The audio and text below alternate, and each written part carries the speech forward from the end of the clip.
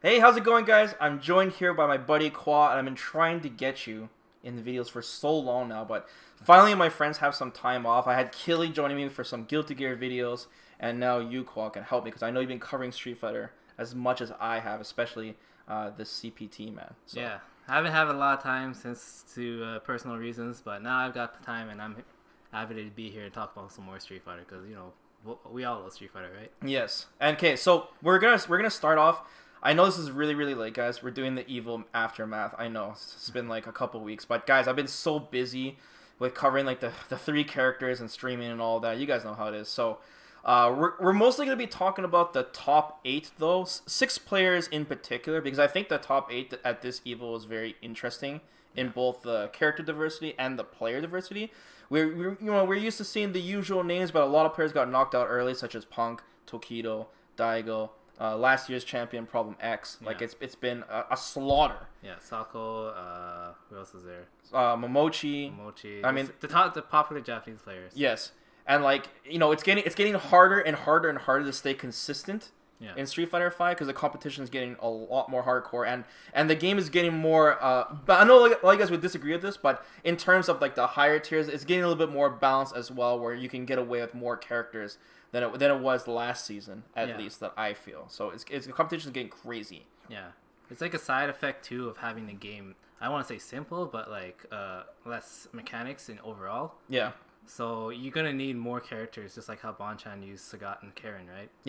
Yeah, and completely drop Nash. Yeah, completely drop Throw him in the dumpster. Nash is not useful, so just get him out of here. Yeah. So, like I said, it's nice to see some new faces in the top 8, and that's why. Let's get right to it, actually. Okay, well, first let's talk about Bonchan, right? The evil champion. I think the biggest adjustment he's made this season has been dropping Nash entirely. He's been perfecting Caddy, and he's been using Caddy for a while, but I think he actually perfected the character this season, definitely, when he focused more on her. And, of course, he uses Sagat to cover his weak matchups. One thing I want to mention, too, Kwa, is that there have been a lot of pro players that have switched over to Caddy. There's Phenom switched over to her. I even saw MOV using her. There's a few players that they noticed because of Punk's success at the beginning of the season. Yeah. But the thing is, like, they were too late. Yeah. They were too late to hop on the Karen train. Like, Bonchan, ever since Nash got nerfed in Season 1, he's like, I gotta go to jump someone fast. Otherwise, you know, Nash is not going to be able to, not carry him, but, like, help him out through his career. Right. So these guys jumping on the train now a year, or not even a year, like 6 months or so. Yeah. It's too late. Like, Bonchan has, his muscle memory has been ingrained with Karen already. Yeah. Like, it's just very convenient that she happened to get buffed this season, and a lot of the other top tiers got nerfed. Yeah.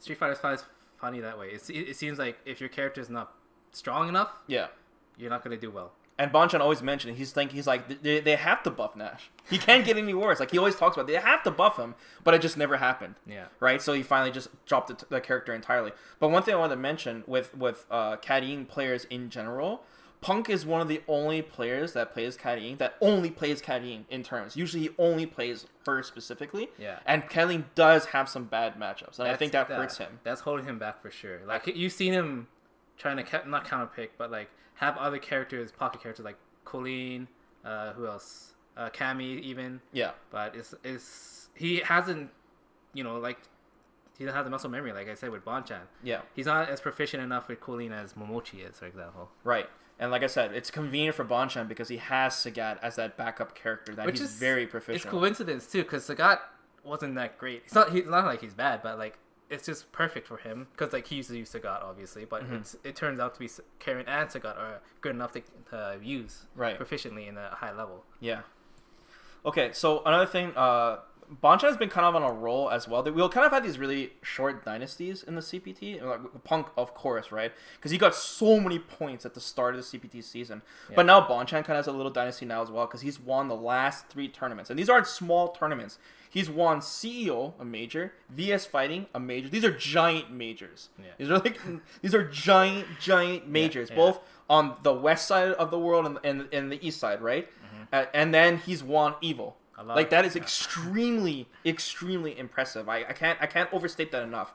And he didn't lose a single match at Evo Qual. Yeah, I didn't know that. Didn't lose a single match. I didn't watch Evo as closely as I could have because of reasons. Yeah. But it was surprising. Like he won through the whole thing in winners. Yeah. Another thing too about Bonchan, he's been not only been grinding online or anything, but like he's been grinding these offline locals. Like I don't know if you guys know about this, but him and Red Bull are doing this tour around. Was it tour, right? Yeah. Tour all over Japan, getting all these online warriors in Japan to come out to these mini local locations and just come out and play it. So like, there's enough teaching and playing there for him, right? Yeah. So he's been playing nonstop. He's in that ass. Like Bonchan is like. Ever since Bonchan got sponsored by Red Bull, he's been extremely passionate about it. Yeah. You know, he lost a lot of weight, right? He got healthy. He became Super Saiyan. Yeah, he became Super Saiyan. Like it's like both in life and in the game. Like Bonchan is like the true definition of like the esports dream player. You know what I mean? Yeah. He's like everything like a sponsor would want. Yeah. You know? You can see with Daigo and Momochi too. They're trying to think of the future, and Bonchan's definitely thinking of the future. Yeah. Yeah. Okay, so the next player we're going to talk about is Big Bird. Yeah. And we've been watching this player for a long time now, going through a lot of different changes competitively, but we don't get to see him too much in tournaments. But there's definitely a lot we want to talk about on Big Bird here. Well, first off, he currently now mains Rashid. Yeah. But he used to be a Ken player. Yep. Yeah, back in Season 1. Yeah, back in Season 1. And he wasn't even part of the Trinity. The Trinity? He was, in my opinion, no offense, better than the Trinity. Okay. Yeah, way better. Like better than Eita? Way better than Eita. What? So you think he's the best Ken in the world at that time then? Yeah. Because he, not because like, he had like the most optimal combos or whatever, because like, there's so much optimal you can do in Street Fighter 5. Yeah. But just because he, as a player, is very good with his execution and decision making. And I'll get that in a bit. Okay. So, we could look at some of his past history. He's won the CPT Online 2019 Middle East tournament. So he's only won an online tournament, and he got second at Evo, right? He was in the grand finals with Bonchan, and he got top 8 a couple of times. But like, this resume doesn't sound as good because, like I said, he doesn't travel too much. Yeah. He doesn't travel too much. He's not in too many tournaments, mostly on his side of the world. So. Rashid is definitely one of the most popular characters this CPT season, and I'm sure you can agree with me that Ken is not good enough for a long time now. It's true, because it's good he switched to Rashid, because like you said, Ken is not good enough. Good enough, but like he doesn't have the same tools as Rashid, and Rashid overall has more tools, and by picking Rashid, he was able to become more attuned with him. You know, like I said, muscle memory it's a big deal. Mm-hmm. So every time, if you watch his Evo matches, he's really good at making meaties for quick rise, no rise, and back rise. Like, people usually have frame kills for those setups, right? Yeah. He is able to do it and react. Careful up with the tail, because I'm like... Oh, sorry. He's able to do it and react to each one and meeting them every time. I can't do that. I know it's very hard. They released a patch this season too that tries to make the animation of the character back rising more consistent with every other character, to help pro players identify if they're doing a back rise or a normal rise. I still can't do it. It's very hard. Like, I'm too much of a scrub. I can't do it. For people like us, the scrubs. Yeah, it's hard for us to do it every time. The only way you can do it is like go in training mode, do it over and over again till you see it. But even then, each character has a different animation for the rising, right? Exactly. But this guy, Big Bird, he's able to do it every time, and that makes all his opponents were so scared. Yeah, because like it's real every time he does it. Whenever they wake up, whatever wake up he's gonna do is real. Yeah. So because of that, they're always in a guessing situation. And their options are way more limited because of that, right? Yeah, way limited. And then like with Rashid, he has so much good tools to keep you guessing and keep you in the corner and keep that stun bar up. You know? Yeah. That's one of like the high end plays with Street Fighter now is identifying the back rise and the normal rise. Because, like I said, a lot of people, when they create mix-ups, like, oh, you can just back rise that. Yeah. Or you just no rise. Because then you have to guess too, right? Yeah. But if you're able to eyeball that, it makes your character, like a character like Rashid, so ridiculous. So because he makes it so real, it's very easy to shimmy. Yeah.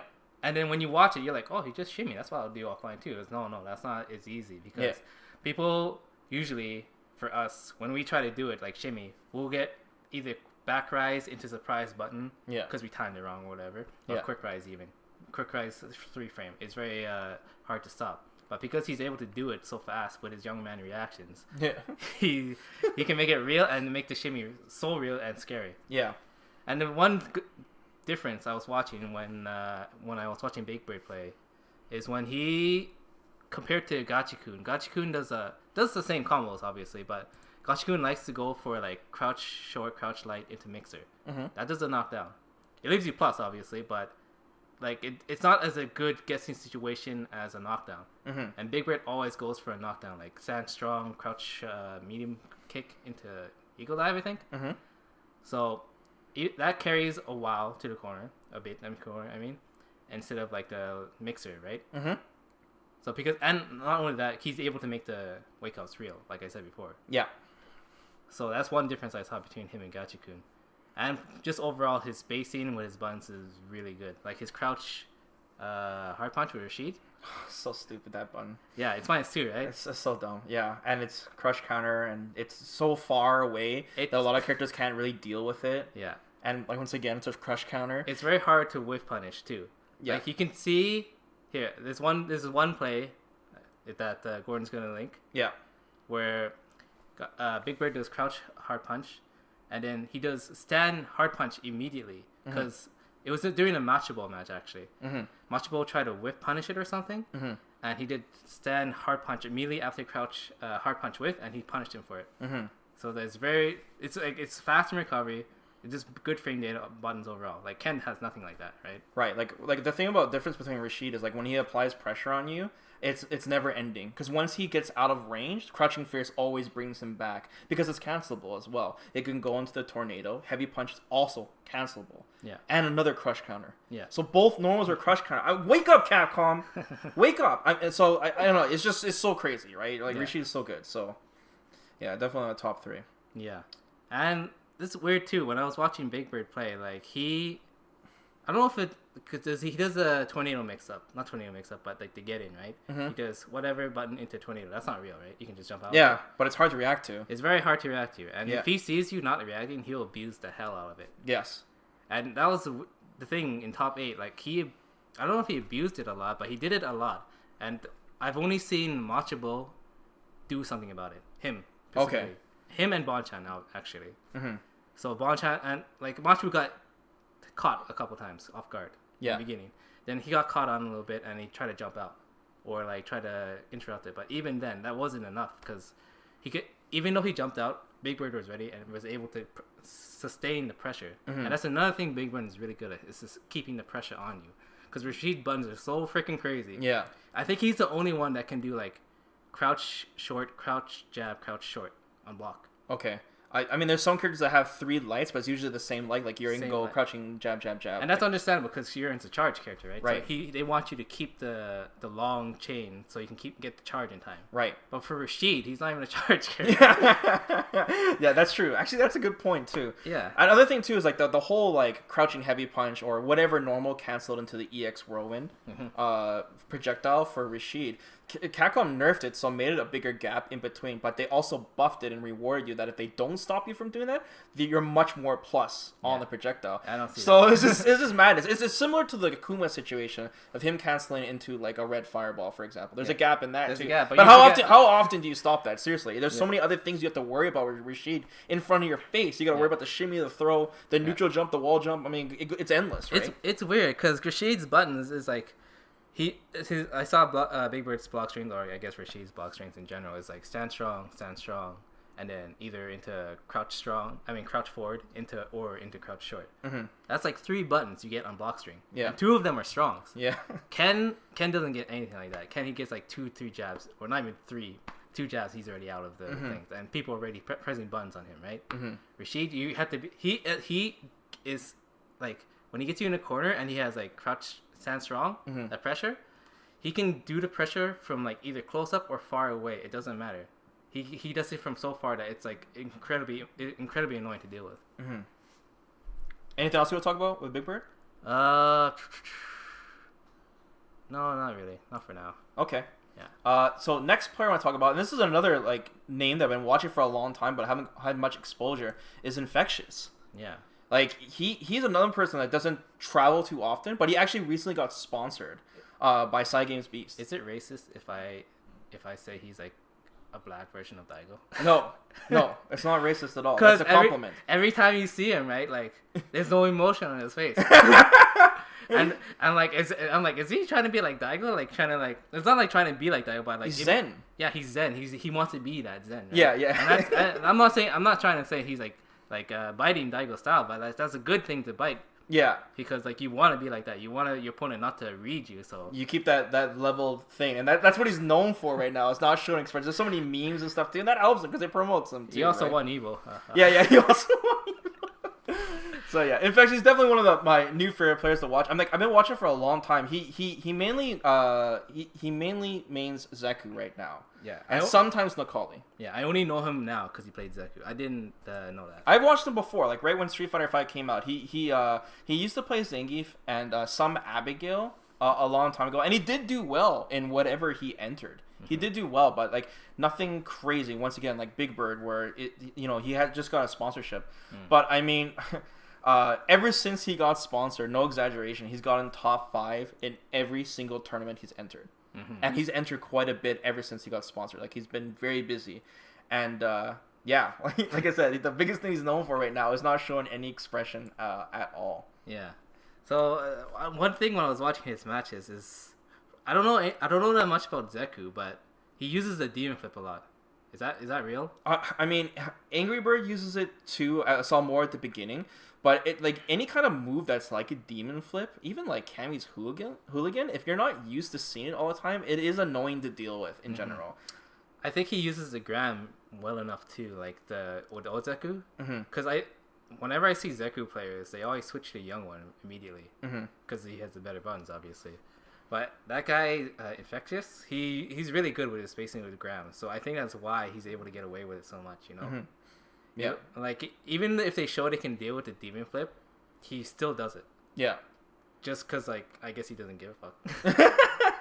It's hard because he's still a plus after, and like I said, it like sometimes you don't even know which side you're gonna land on, and like the Street Fighter V is kind of game where it's really it's not too many moves where you can kind of deal with these weird angle demon flip attacks. Like people even still this day have problems dealing with like Vega wall dive. Yeah, demon flip is like a better version of that. Yeah, and so Zeku has a pretty good tool set, and the demon flip is kind of underrated. Yeah, most of the time when Zeku first came out, they used the demon flip as like for setups after you get a knockdown, but now people are starting to use it in neutral, which could be surprising. So.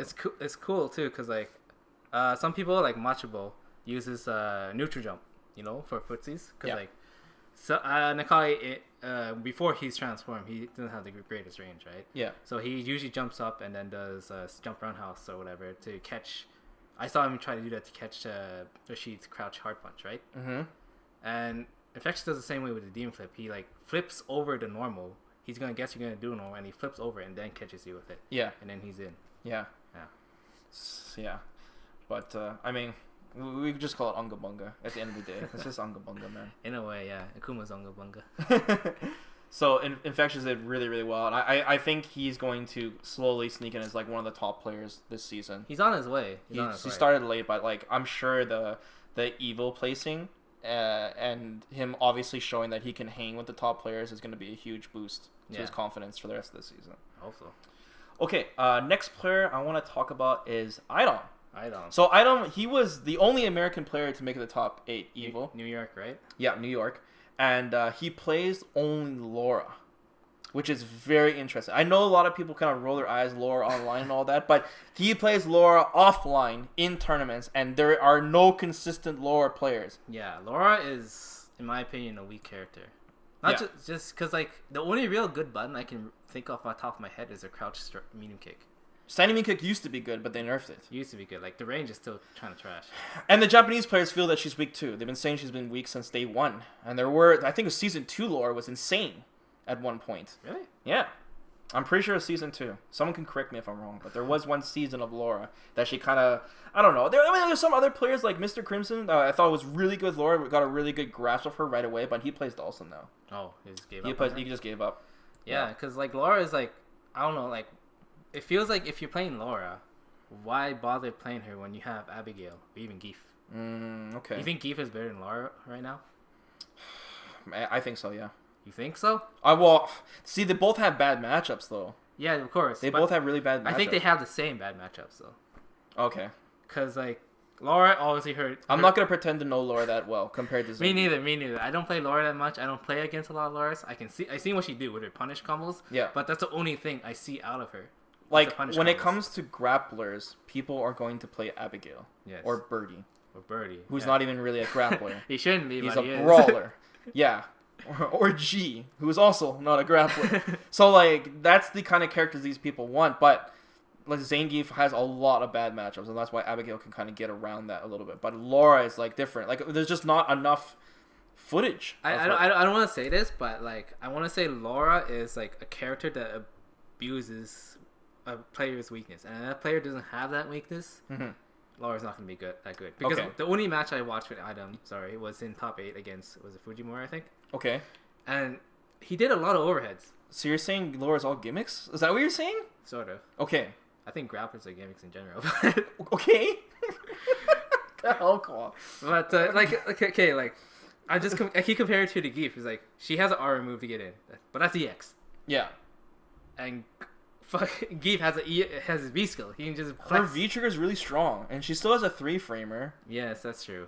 But even still, like, her V skill may be strong, but it's something you can check. Okay. You can't really check Geef, you know? Okay. Because of the SPD. Right. Gotcha. And same with like Laura, is like the only thing that has a really good range for her grab is her EX, which again, like her EX grab, she needs to spend meters. She's really fun to watch. Yeah, I like watching Laura in tournaments. I actually don't. I don't like playing against her online, but I like watching her in tournaments. I mean, yeah, she got the crazy stuff. Like, I don't think even 801 tried to use it anymore, right? No, he uses G. A better grappler.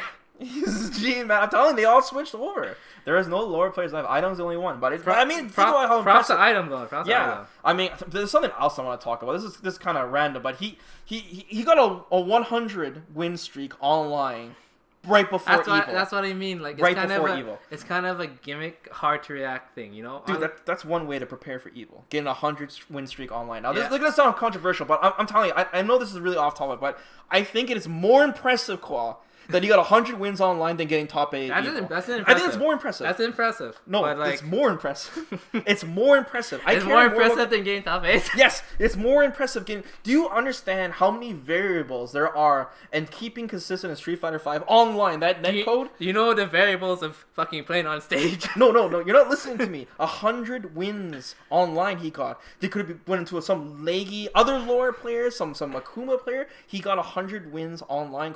And he had like a 99 streak before that. That's insane. I think that's more impressive than getting top 8 Evo. I'm serious. I don't know, man. I say it's impressive in its own right. I don't think it's impressive as getting top 8. I only got a 59 win streak with Honda, and that was against silver players. And I still lost. Yeah, and it's probably like he played like 50% Grandmaster, 50%. Oh, yeah, he was in Diamond rank. Yeah. He's an Ultimate Grandmaster. So he's Master rank. Sorry. It's also online. He's Warlord rank, isn't he? Yeah, it's insane. The amount of hours. Yeah, Warlord. Yeah. Warlord is crazy. Warlord is also a feat, which I think is better than 100 wins. Okay, let's move on. Let's talk about Machabo. Now, I have been talking about Machabo a lot lately whenever I cover CPT stuff, but I think it's important to mention him again. Yeah. Okay? Because Machabo only plays Nikali. Yeah. The most boring character in the game. The most boring. It's crazy too. He's such a loyalist. He is so boring. He is. Nikali has always been good. That's the weird part. Nikali's always been good, but people drop him because he's so snooze. I tried playing him too. He is so boring. It's like he's got crazy buttons in V trigger, but like when you're playing him in non V trigger mode, it's like, oh, kill me. I know. Okay, I in case you guys don't know, Machabo, I mean, another thing that gives him a lot of coverage about Machabo is that he's also a very, very well-known Guilty Gear pro. Yeah, a lot of clout. As Alvin would say it, he's the best Guilty Gear player on Earth. Alvin is Killy, by the way, so just so you guys know. Oh, sorry, Killy. Yeah, Killy. I forgot. Well, he thinks he's the best player? Well, he was, I think, at one point, because, like Alvin said, Killy. Yeah. He said, like, his soul was so good in Xrd, I think this is Sign, the first one. Yeah. That in the arcades, no one wanted to play him. He dropped Soul and played Kai. He killed the fun of the game. He like killed the Goichi fun- did with DBZ. Yeah, literally, he killed the game for everyone. He's like, people saw him playing arcade. He's like, I don't want to play this guy. That's amazing. It is. You're so good, you make people miserable. Yeah. Imagine that feeling it gives you.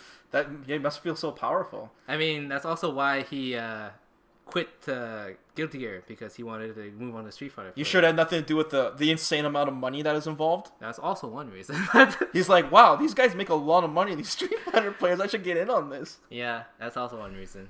Well, he did. I checked like his Guilty Gear like tournament his placements just to see if he was still playing Guilty Gear after he kind of went full time on Street Fighter, and he still got 4th place at Evil Japan last year. Yeah. And so he is still kind of playing, but it looks like he's mostly focusing on Street Fighter, unless I'm missing some information. Which is still impressive, getting 4th at Evil Japan. Yes. That's like for Guilty Gear. Yeah, he still has the fundamentals and the know-how to still play, and he can still carry that to Street Fighter 5. Right. He's been top. Has he been top 8 like for the past 2 years? He's been top 8 in Street Fighter 5 in the last 7 tournaments.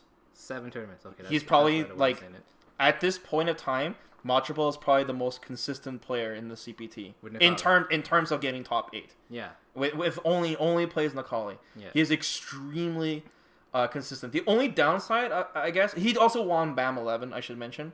But one thing about Machabo is like he always makes it to the top 8 and he always destroys everyone and he's consistent. But once he plays against one of the gods, I would say, like the best of the best, that's where he kind of falls apart. Like when he runs into like a Bonchan or like a Punk or like a Fujimura, like the biggest of names, that's where he kind of falls. He's just almost there, you know? I mean, it's still pretty impressive for just starting Street Fighter 5. When did he start in vanilla? For Street Fighter 5? Yeah. No. Did he? If he did, I don't know. No, I don't know. I don't know. Exactly. I didn't know. I didn't see Machabo like consistently play until very recently, like season 3. Regardless, he started very late and he's able to keep up. He needs more time to be able to beat these top players. But I'm pretty sure he can get that know-how. He just needs more time. Yeah, he's like, I need a character that can learn the game really easy and simple right away. And they're probably like, Nakali, Cammy, like Birdie. And he chose Nakali. Nakali for some reason. And he's really good with Nakali too. No, he's not. Yeah, he's very good. Like once he's in V-Trigger, he becomes super scary. Yeah. Like cause of his Guilty Gear background, like he was able to confirm in Guilty Gear, and that's not easy. Okay. Like that's a very fast-paced game. Yeah. Lots of stuff going on, lots of gimmicks, lots of setups, whatever, right? Yeah. And he played Sin and Kai. Mm-hmm. Sin is a character where you need to confirm into big damage. Mm-hmm. And he obviously carries through his Nakali, because like when you watch his Nakali play, he's always got his anti-airs usually. Yeah. And he's always got his spacing right and his confirms. Yeah. And that's how he wins. Yeah. He just plays so simple, so solid, and he got the top 8. Yeah. Very, very consistent. One weird thing too is he never uses his command grab with Nakali. I noticed. He does it eventually once he conditions you. Yeah. That's the thing too. He's really good at that too. He's not afraid of taking risks though. I do see him do a lot of reversals too. That's a Nakali thing though, I feel. That's a Street Fighter 5 thing. Honestly. Like the only like you said, he only loses to God and I think better characters in Nakali, because like there's so much Nakali can do, right? Right. Which is why like back to Bonchan, good thing he has Karen and Sagat. Yeah. Or you just pick like someone, or just pick one character that's really good, like Akuma, Ibuki, or Rashid. But the thing is, remember Tokido got, I don't want to say washed, but washed. What? But he was I think he lost to 2 Bison players. He lost to 1 Bison player for sure. I remember. Okay, must have been Problem X then. No, it was Toy. Oh, okay. The Chinese Bison? No, Toy he's the American Bison, isn't he? I think so. I'm sorry, guys. There's so many players now. Yeah, that's how crazy the scene is now. Yeah, and that's how hard it is to get top 8. Yeah. Okay. So that's Machabo. As I said, I'm sure we'll be talking about Machabo all the way up to Capcom Cup because he's been very, very consistent. The final player I want to talk about for the top 8 of this Evo is Fujimura, also someone I've been talking about a lot this season, Kwa. So there's not much else I can add to it besides some of the plays you want to talk about for this Evo, but Fujimura also has been fairly consistent. He was more consistent last season 3 when Ibuki was just completely unstoppable. But he's still doing really well. And that's the thing too. Do you think Ibuki is still top 3? Yes, without a doubt in my mind. Because when I watched him play, he wasn't like as dominant, obviously, but like he had to play more careful, and he lost a lot of like. Since Ibuki lost, like, her V Trigger 2 got nerfed, right? Right. He lost a free pressure situations. Right, because she's -2 on block. Yeah, so like at any time where he wanted to be like, oh, I'm just gonna go up and do crouch strong, crouch forward into V Trigger 2. Yeah.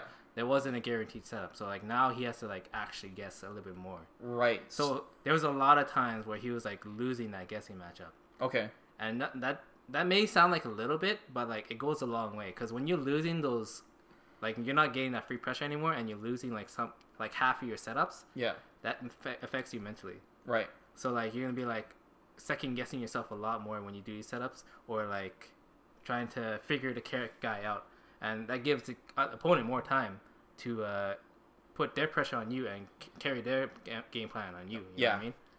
The thing about Ibuki compared to last season is that she always had a winning condition with V Trigger. Yeah. So there was never a point in time where the Ibuki player is like, I can't, there's no way I'm coming back from this. The V Trigger was that powerful. It didn't matter if they blocked or if they got hit. Every single nerf they did on Ibuki this season is everything to do with her V Trigger. They nerfed her V skill, which also converts into V Trigger, right? Yeah. They nerfed the V Trigger itself. They're really trying to hammer at the V Trigger, but at the same time keep its mix-up potential up. Yeah. And even if they block it at -2, she can still do EXDP if they try to challenge. That's the thing, too. Like, when you do EXDP, like, you're putting yourself at so much risk. Right. You're doubling down, basically. You're doubling down, yeah. Yeah. You didn't have to double down before. Now you do. Right. And that just leads to, like, a weaker game plan for Ibuki in general. Yeah. So if Fujimura had to play a little bit more solid, I guess more honest. Yeah. I mean, there are still crazy tools like EX Kunai, but that still costs meter. Mm-hmm. And she has only like 6 Kunai, right? Yeah. Like that's Ibuki's weakest point is actually the beginning of the round because she doesn't have meter. Yeah. That's where she really kind of struggles at the beginning. But after that first round is done, for the rest of the set, she's pretty good at that point. But yeah, I mean, I think Capcom did a good job without ruining V-Trigger 2 like they ruined V-Trigger 1. Yeah. And she's still, I still feel like she's top 3. I just feel like that character does not have bad matchups. She's got the normals for top 3, but like I said, like Rashid and Akuma have very insane V triggers. Okay, so you think Akuma, Rashid are the top 2, and then Ibuki's number 3, basically. Number 3 is a toss-up, because I guess we had to look at how many bad matchups Ibuki has compared to someone, say like Kirin or who else is good? Karin, there's Birdie. Birdie, yeah. Those two are way up there. Yeah, but even now you don't see that much of birdies now. I know, it's weird, and it's hard to say. You know, is it really because we overestimate how good the character is, or is it because the players aren't getting a grasp of them? Because Fudo really didn't go hardcore into Birdie until this season. Yeah. Into this season, the Japanese felt Birdie was so strong, right? And Fujimura's been using Ibuki ever since season 2. Yeah. And like going back to you talk about muscle memory, these characters have been perfected them. Even Big Bird's been using Rashid, I think, since season 2.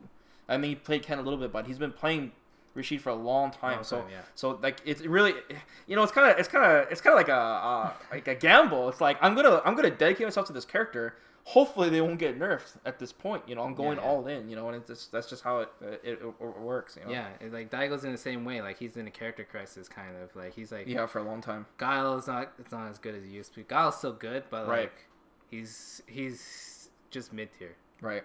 Like he got a lot of stuff. His V trigger's nerfed, and the hitbox is not obviously not helping him anymore. Yeah. So, and I don't know. Like Fudo picking up Birdie was a big risk, I think. Yeah. But then Mika, like the thing is, like Mika wasn't that great either, you know. Mm-hmm.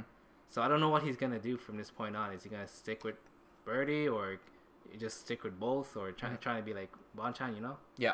I'm sure these pro players think about this all the time, but I think for the rest of the season, it's locked in on which characters these players are going to use. Oh, yeah. Even with the new characters that just came out. And then at this Capcom Cup, which I suspect will be one of the last CPT seasons for Street Fighter V, that's when they're going to make the final call on whatever they're going to add to the game and who they're going to use. And they'll see the patch notes, because these patch notes are extremely important coming in Season 5, because when you see these patch notes, that's pretty much how the character is going to be for the rest of the game's life. Yeah.